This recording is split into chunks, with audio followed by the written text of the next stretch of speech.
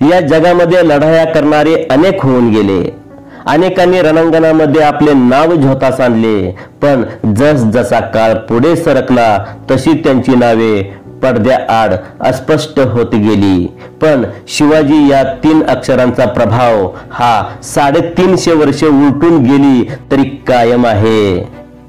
शिवाजी हे 3 अक्षरे आपल्या कानी पडताच मनाची आणि हृदयाची स्पंदने आनंदाने उत्साहित होऊन धकधक धडकतात आणि अभिमानाचा एक वेगळाच त्वेष चेहऱ्यावर उमटतो. काय जादू आहे शिवाजी या 3 अक्षरात, काय वेगळेपण आहे या शिवाजी नावाच्या अक्षरात. तर या अक्षराच्या नावात काही जादू किंवा वेगळेपण नाही, तर ते वेगळेपण दिसते ते शिवाजी नाव धारण करणाऱ्या एका दैदिप्यमान शूरवीराच्या नैतिक अंतरंगाचे. शिवाजी महाराजांचे प्राथमिक शिक्षण हे वयाच्या 7व्या वर्षापासून ते 12व्या वर्षापर्यंत कर्नाटक मधील बेंगलोर येथे शहाजीराजे व राजमाता जिजाईंच्या देखरेखीखाली पूर्ण झाले. ज्याप्रमाणे पक्षी पिल्यांच्या पंखात बळ येईपर्यंत त्याची काळजी घेतात, एकदा का पंखात बळ आले की विशाल आकाशात उडण्यासाठी त्यांचे आई वडील प्रेरित करतात, त्याप्रमाणे शहाजीराजांनी शिवबांना प्राथमिक शिक्षण देऊन वयाच्या 12व्या वर्षी पुण्याचा राज्यकारभार सांभाळण्यासाठी पाठवले. शहाजीराजे व राजमाता जिजाईंनी राज्यकारभाराचे, युद्धकलेचे, प्रजापालनाचे व कृतज्ञतेचे संस्कार देऊन विशाल स्वराज्याच्या स्थापनेसाठी शिवबांच्या मनगटात बळ निर्माण केले होते. पुण्याचा राज्यकारभार सांभाळण्यासाठी शहाजीराजांनी शिवबासोबत हत्ती, घोडे आणि पायदळातील सैन्य दिले. पिढी जाती विश्वासू अमात्य आणि अध्यापकही दिले, तसेच मोठा खजानाही दिला. गुरुदे आणि उंच ध्वज दिले. पूर्ण तयारीने शिवरायांना पुण्याची जहागिरी सांभाळण्यासाठी पाठवले. शहाजीराजांनी व जिजामातांनी दिलेले स्वराज्य स्थापनेचे व नैतिकतेचे संस्कार शिवबाच्या मनात खोलवर रुजलेली होती आणि हेच संस्कार स्वराज्य स्थापन करताना कामी आली.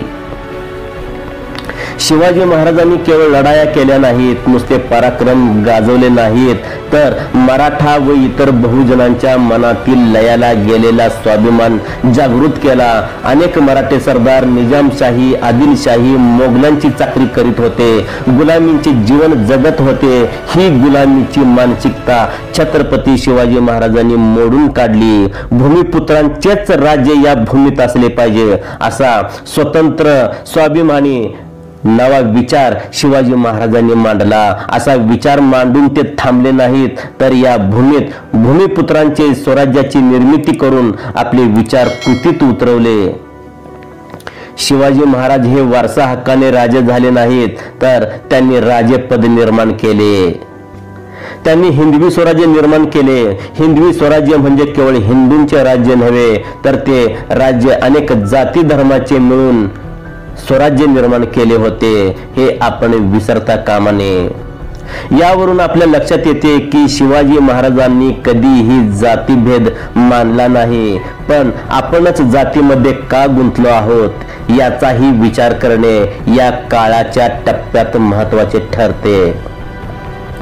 स्वराज्य हे समाजातल्या सामान्य माणसाचे, प्रत्येक व्यक्तीला आपले वाटणारे असेच राज्य होते. स्वराज्यामध्ये स्त्रियांना सन्मानाने वागवले जात.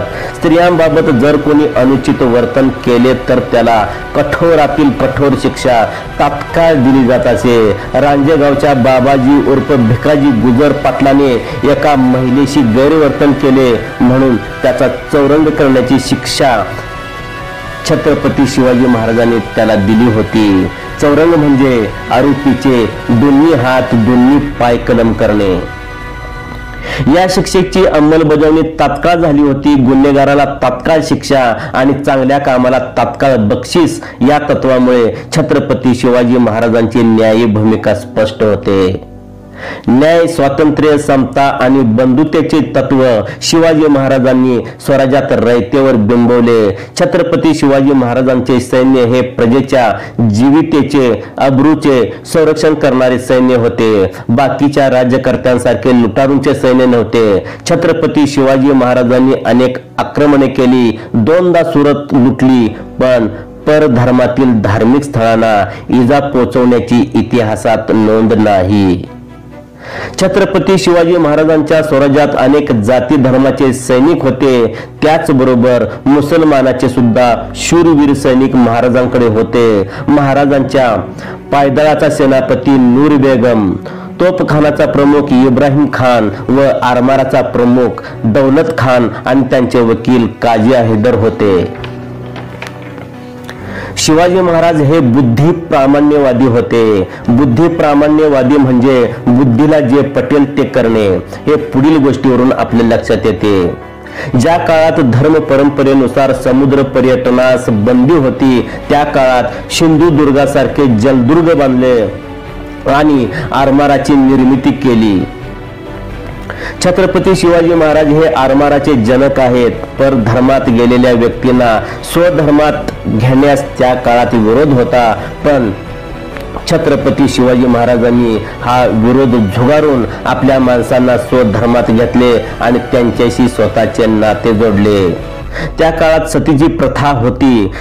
शहाजी राजांच्या निधनानंतर जिजामातेला त्यांनी सतीत जाऊ दिले नाही. आग्र्याच्या सुटकेनंतर संभाजीराजे गडावर सुखरूप पोहोचण्यासाठी त्यांनी संभाजीराजांचे निधन झाल्याची वार्ता पसरवल्यानंतर येसुबाईंनाही सती जाण्यापासून रोखले. महाराजांकडे नेतृत्व, व्यवस्थापन, दूरदृष्टीपणा, राजकारणी व्यक्तिमत्व, प्रशासनविषयीचे प्रभावी धोरण, भावी गोष्टीचा आराखडा व ते तडीस नेण्याचे कौशल्य, स्थापत्यशास्त्राचे अत्युच्च ज्ञान, भौगोलिक परिस्थितीचा योग्य वापर करून घेण्याचे हातोटी, असे अनेक प्रकारचे गुण महाराजांकडे होते.